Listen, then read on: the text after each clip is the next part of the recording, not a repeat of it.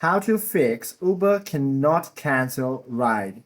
First of all, you have to force close the application to refresh the server connection or cancel the ride directly through the mobile web browser. So first of all, if you keep on trying to cancel your ride and it is not happening, you have to minimize your application, then remove it from the background or simply stop it from running.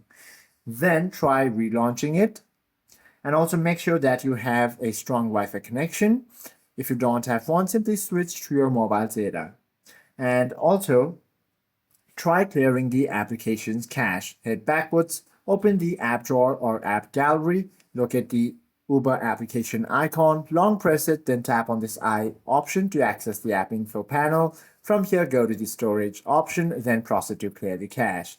And this should resolve your issue. Hope this video helps you out a lot. If you have any questions or queries, do comment down below.